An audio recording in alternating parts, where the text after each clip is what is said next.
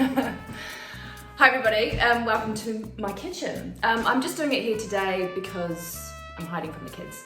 And also I wanted to show that you can do this anywhere, but today we're talking about glute activation for a very good reason. If you are training and you're not firing the right muscles, the chance of injury and overloading other dominant muscles is very high.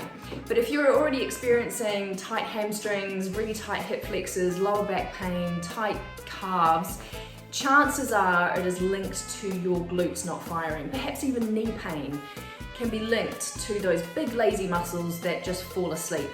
You may have heard of glute amnesia or flat bottom syndrome, very common from sitting down for long periods of time, at your desk, sitting in the car. Mums often experience that real flat bottom after having children because our whole core is compromised. So yes, also injury could be a reason why your glutes aren't firing. Okay, so what I wanted to do today was to show you how to remember how to contract your glutes, and 2 exercises that you should do every day to help retrain your body, and things to think about being really conscious during your training, because it will make a world of difference to any kind of tight muscles that you're experiencing, to help with that recovery out of that zone into perhaps pain-free zone, and also getting way more bang for your buck in your workouts. Okay, so the very first thing we're going to do is help remember what it feels like to actually contract the glutes. The first thing you're going to do is either sit on the floor or sit in a chair, and you're going to shove your hands under your butt cheeks and you're going to squeeze your glutes. So remember what that feels like to actually contract the glutes in the first place. So keep doing that, hold for 5 seconds and then release. I don't really need to demonstrate one, but again, you can just do it sitting on the floor or in a chair. Okay, the other way I'd like you to do it, once you've done that, say 10 times, squeezing for 5 seconds, is kneeling on the floor, having the knee directly under your hips here, pop your hand on the fleshy part of your glutes, and then squeeze the glutes. Feel it in your hands, make sure you make the connection. So it's kind of retraining yourself to remember what it's like. Okay, and then release. And again, you'll do that 10 times, 5 seconds, hold, and then you'll swap legs. So that's the very first thing you're going to do, particularly if you've really just got zero bottom at all and you really need to help that initial connection. And something that you should do every single day. If you're sitting down a lot, get up every 30 minutes. We're going to stand with our feet pointed out slightly, just outside our shoulders. We're going to hold onto the fleshy part of our glutes. We're going to clench our glutes and then come up onto our toes, and we're going to squeeze and hold for 5 seconds. And then we're going to come down, we're going to release, and we're going to do it again. Okay, so if you do this 5 to 10 times, if you've been sitting down for 30 minutes or more. Now the 2 exercises to help with glute activation are going to focus on your gluteus maximus and also your gluteus medius. Right, so the gluteus maximus is the biggest muscle and the medius is slightly smaller.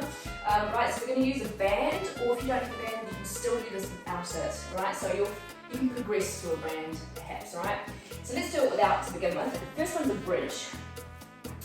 So lying on the ground, have your feet flat, feet and ankles are just under your knees. Okay. Now with the bridge, we don't want any flaring of the ribs or the back arching the wrong way. Okay, so we want the posterior pelvic tilt, which is drawing the pelvis towards your rib cage. So do that first. Now clench the glutes, because you've remembered how to do that. Yeah? And then we're going to push the feet away as if you're going to slide them out from underneath you. Now come up into your bridge. You're going to clench and hold for 5 seconds. So count for 5 and breathe. And then slowly lower. As soon as you kiss the ground, you're back up again. Remember your checklist, tucking that tailbone under, squeezing the glutes. Contract, you can hold them if you like to try and remember, push the feet away. And we're going to do this 10 times, okay? And keep the breath. Try and stay in your parasympathetic zone, nice and relaxed, but just focusing on the muscles that you want to activate and switch on. Okay, so if they've been asleep for a long time, it is going to take a daily practice to do this. Okay, so you're going to do that 10 times. That's your first one. The second one are your clamshells. I love clamshells because these are going to work the gluteus medius and they're just a very good glute activation strengthening exercise. You'll see me do these a fair amount in body fit. Again, you can use your band, you don't have to use them. If you are, make sure it's above the knees, not in the knee joint, all right? Okay, so we're going to lie down on your side. Hips are square, knees are stacked, feet are stacked, and we're going to shove our thumb into the gluteus medius. So if you're not sure where that is, just hold on to the hip, make sure your hips don't rock backwards.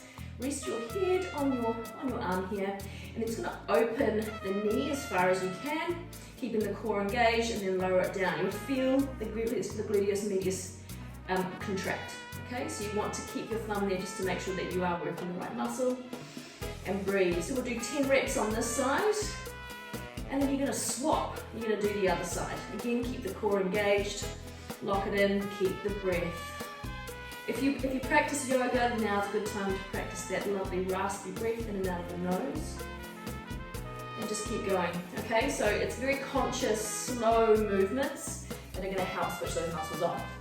Alright, so that's your 2 exercises that you need to do every single day. I would say for at least a week, if max 2, before you then start moving into some more strengthening progressive exercises. Now, quickly on tight calves, because often tight calves come from that chain of events where our glutes aren't firing, we've got tight hip flexors, our hamstrings are overloaded, tight calves. So gentle warm-ups of the calves. I love to do this before I do my body hit session, is using the foam roller. So if you've got really sore calves, then go easy here, okay? And I mean like literally 30 seconds, that's all you need to do. It's like tenderizing meat.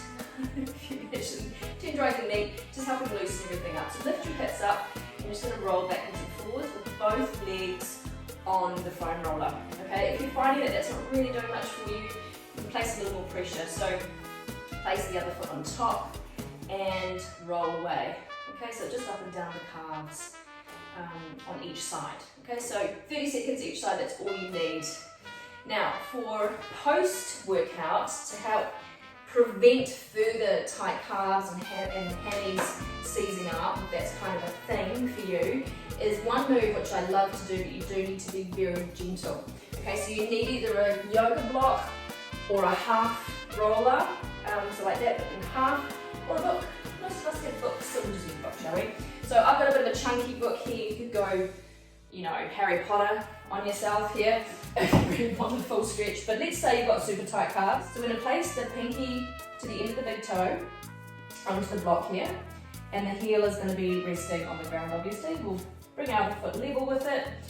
And what I want you to do here is you're going to be stretching up through the calf and into the hamstring, and then helping with a bit of hip mobility here. So bend the knee of the other leg, and we're hinging forward from the hips, not the spine, okay? So keeping a straight spine, hinging from the hips, you push back a little into the heel, and if you've got very tight hamstrings, you won't have to come very far before you feel a pull into the calves and the hamstrings here, keeping the core tight. Now if you're quite flexy, then obviously you can come down a bit further, and you want to breathe. Stay in that parasympathetic zone, relax, let the body open into it. If you can explore how your body feels in this, you can move the hips side to side, you can bend the knee of the leg that you're stretching here a bit, and put a little pressure into the ball of the foot on the block. Stay there for about 30 seconds to a minute. Come up, squeeze the glutes. Always remember to reactivate, swap legs, and away you go. You can of course hang a foot straight off a stair, but if that is too much for you because of the body weight, then this is a great one for you. And then obviously another one, because you've got 2 muscles in your calves here, you do need a bent knee. Okay, so working into the soleus muscle, so bend it, just hang out here for a little bit, and then the other one. Alright, keeping always that zipped up, tight core, shoulders back. One last thing I want to say with glute activation is posture. Posture. Often we're not standing or sitting right in the first place. So have a look at yourself in the mirror, right? Front on, we might be a little bit wonky. Sometimes our shoulders are higher than the other. Sometimes our hips are out of alignment. Really take a good look at your alignment. So have your feet directly under your shoulders. Now imagine zipping up. So from your pelvic floor, zipping up on the inside, so you're tightening the core first. That can have an effect of flattening the belly. But notice on your side profile in the mirror, are you anterior, posterior? Right, so if you're anterior and you've got more of a sway back, then what we need to do is to try and help correct. So you tuck the tailbone under slightly, zipping up, rolling the shoulders down and back, looking ahead, and standing tall. Okay, so you might want to take a before and after photo of you and just see how that feels. Okay, see how that feels. Right, and you have to remember posture, posture, posture, posture. Breathe. Glute activation, so important, will make a massive difference to your training and to help prevent injury and also to help with your recovery if you have any of those gripes of tight hamstrings, tight hip flexors, tight calves. Yeah, there you go. Let me know how you go. Have a good one.